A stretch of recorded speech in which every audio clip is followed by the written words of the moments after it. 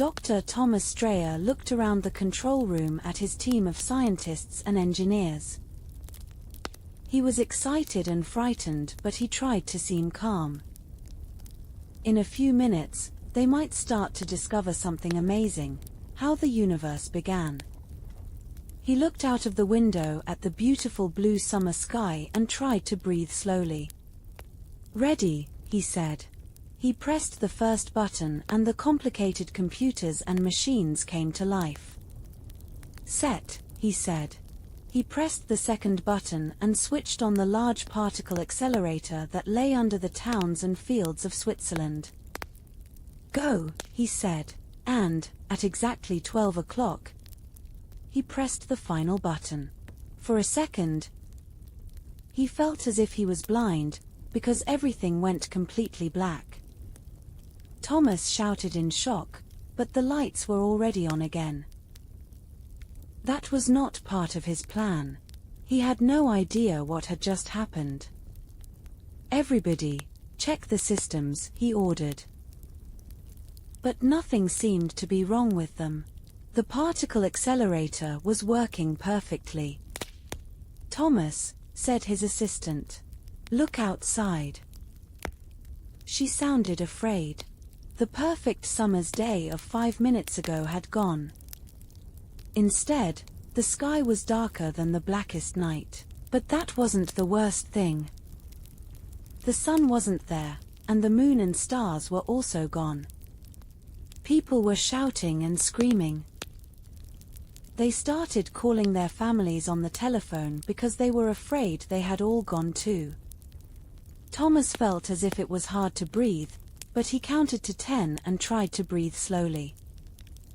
He sat at the main computer and started reading the information and numbers from his experiment.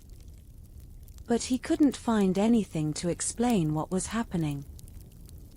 He ran out of the exit with the rest of his team until they were all outside the building. Everyone else in the building was outside, frightened and confused. They were using the screens and lights on their mobile phones to see better. Several people got in their cars and turned on the lights. They drove to the entrance to make a small area of light for everybody to stand together. Street lights turned on, but most people were still afraid. Then, almost 20 minutes after Thomas had started the particle accelerator, the sun was in the sky again.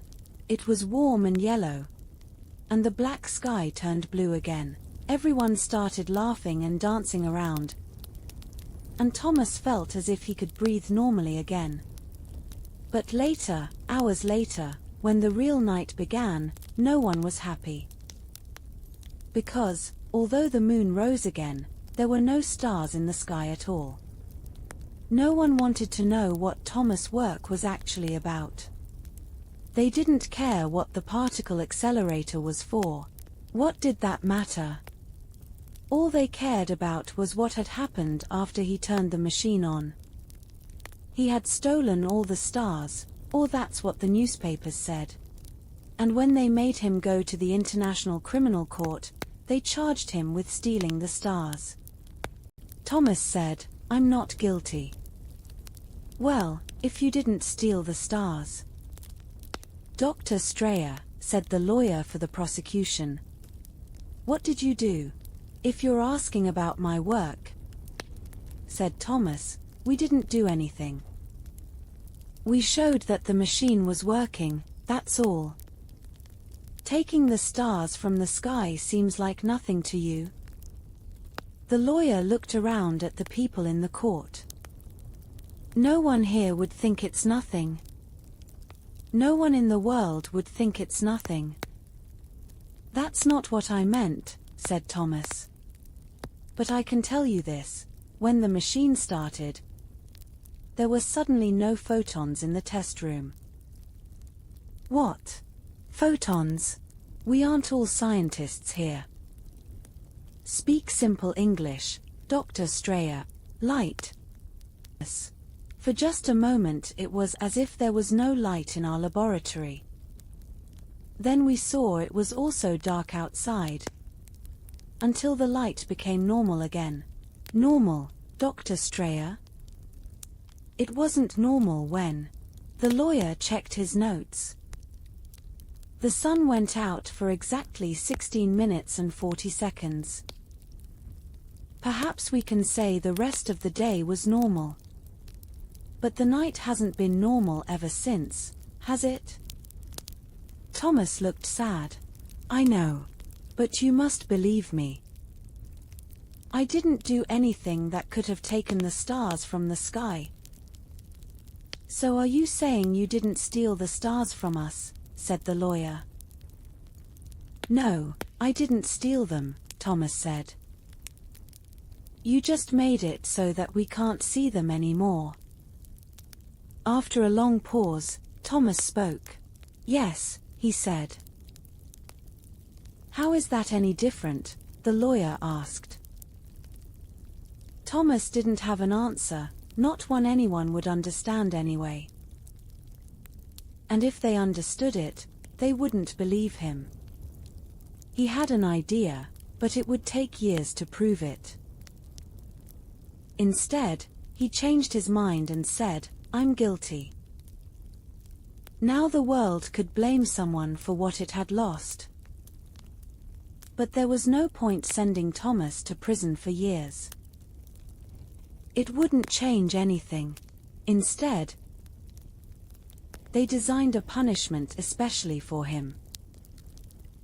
They sent Thomas to work at the extremely large telescope in Paranal in Chile. Nobody used the telescope now. No tourists came to these high mountains to see the edges of our galaxy.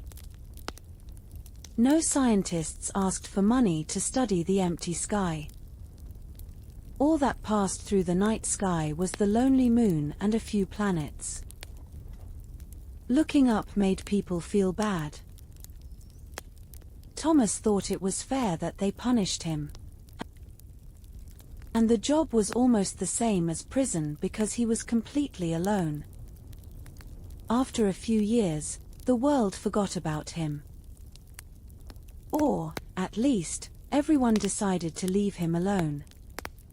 Every evening he watched the sun go down.